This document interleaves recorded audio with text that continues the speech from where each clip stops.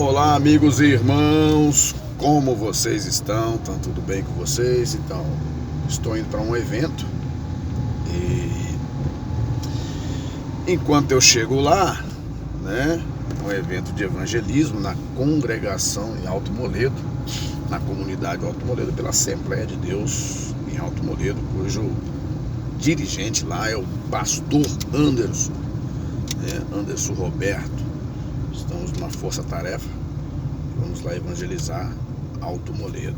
Enfim, vamos lá, é só reforçar o evangelismo, porque eles já estão evangelizando, né? E está lá com ele também o nosso querido irmão, o segundo dirigente, o Marcos, o diácono Marcos Ferreira. Grande amigo, eu gosto muito dele. Beleza, enquanto nós vamos chegando lá, vamos bater um papo, vamos conversando um pouco sobre a palavra de Deus. Meus queridos, o ser humano, seja ele homem ou mulher, ele pode ter as melhores das intenções, tá? Pode ter as melhores das intenções, tá? Mas se Deus não for com ele, se Deus não chamou, se Deus não enviou ele, tudo que ele fizer será vão, certo? Então, o servo de Deus, ele precisa ser respaldado por Deus, tá? Aquele que vai pregar, que vai evangelizar, que vai anunciar o reino de Deus, ele precisa, né, ter, né, o respaldo do Todo-Poderoso. E isso tem que ser feito pelas vias legais. Este orador, ensinador, ele precisa estar ser membro de uma igreja, ter uma autoridade sobre ele, um pastor presidente de uma igreja, que está respaldando ele, que ele está ali naquela igreja, ele é membro efetivo daquela igreja, compreende? Então é todo um processo legal. Deus, ele não age, tá, de maneira irregular. Então aqueles que vão levar a sua palavra, pregar o evangelho, precisa estar respaldado. A pessoa não pode sair do nada e se sentir chamado, não ter um reconhecimento disso e pregar em nome de Deus, anunciar em nome de Deus, tá? Em Atos dos Apóstolos, capítulo 5, do versículo 34 a 42, tem um respaldo sobre isso que eu estou te falando. Os discípulos foram presos.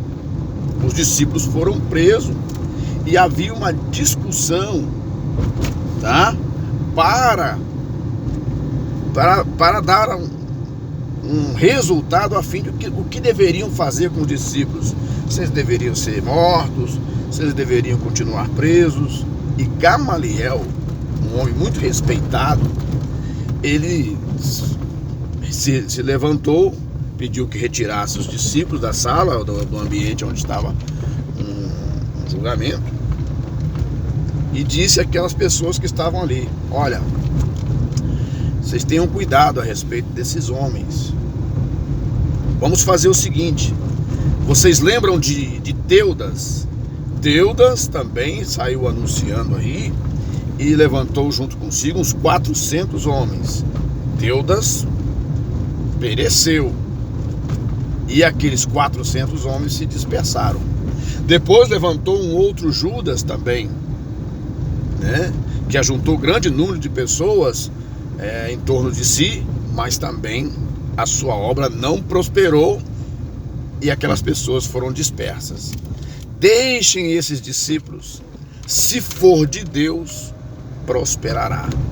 Então, nós precisamos levar as coisas de Deus, a obra de Deus, muito a sério. Muito a sério. Não é você deitar uma noite, acordar de manhã e falar: eu sou pregador, não tem quem te respalde, você não está,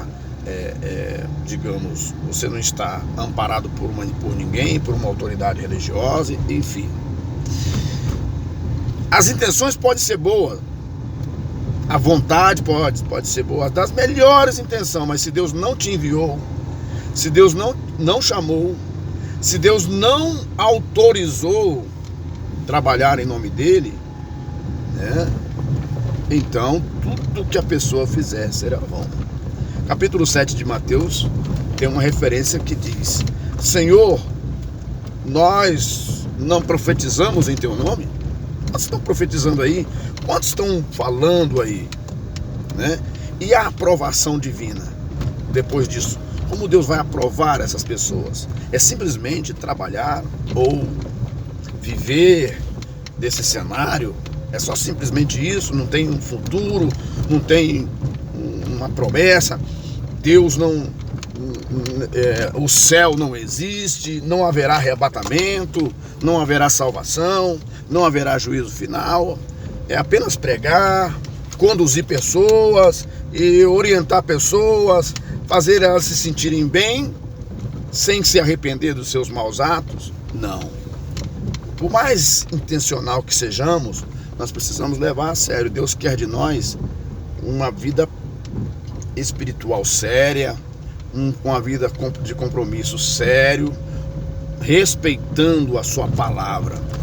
Lá em 1 Crônicas 13, de 8 a 10, tem uma passagem interessante também de um homem que a arca estava andando sobre carrinhos. Na verdade, a arca deveria ser carregada pelos sacerdotes, mas arrumaram um jeito de carregar a arca lá sobre carrinho, e o carrinho ele bateu em alguma coisa e pendeu-se para cair. Uma pessoa lá, eu esqueci o nome dele, ele quis ajudar.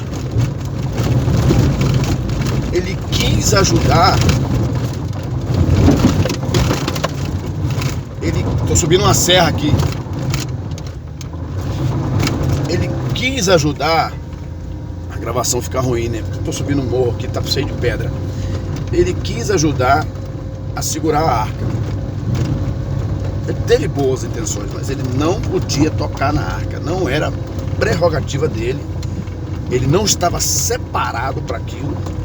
Tocou na arca e de repente veio a óbito. Então, por mais intenções que estejamos, nós precisamos saber: cabe a mim, estou autorizado, Deus me enviou, né, para que o meu trabalho não seja bom, para que eu não faça todo o esforço e chega no final eu venha a ser reprovado, porque simplesmente eu não passei pelo caminho certo, eu não passei pelas vias legais daquilo que Deus se agrada. Eu me auto-intitulei ministro, me auto-intitulei pastor, entendeu? Eu me auto-intitulei, fui lá, fiz um curso, fiz uma faculdade, fiz uma de teologia, não passei por uma igreja, não passei por uma liderança, me auto-intitulei pregador, me auto-intitulei missionário, me auto-intitulei. Não teve ninguém que pudesse me respaldar diante da chamada que Deus me deu.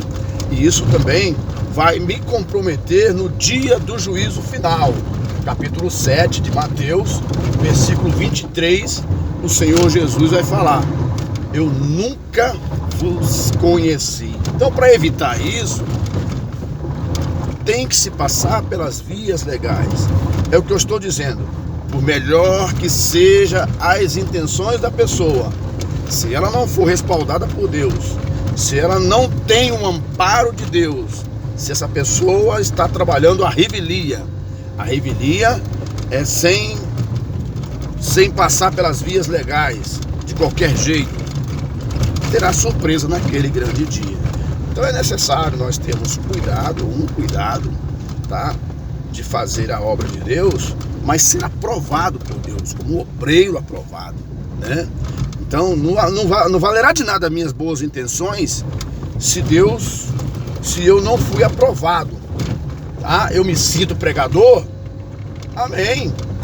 Procuro um pastor da igreja, aonde eu sou membro assíduo, né? Aonde eu sou membro, procuro o pastor, falo: pastor, eu sinto a chamada de Deus na minha vida, me ajuda, ore por mim, eu quero ser um pregador, eu quero ser uma pessoa que leve o evangelho às outras pessoas, eu quero ajudar as pessoas a ser feliz, eu eu sinto essa chamada no meu coração, pastor. Eu queria que o senhor me ajudasse. Então, pastor, ele vai orar por você, vai te apresentar à igreja, vai te apresentar a Deus, né? E assim você terá caminho livre para poder fazer a obra de Deus. Tá certo? Que Deus abençoe sua vida. É apenas um bate-papo para nós podermos entender.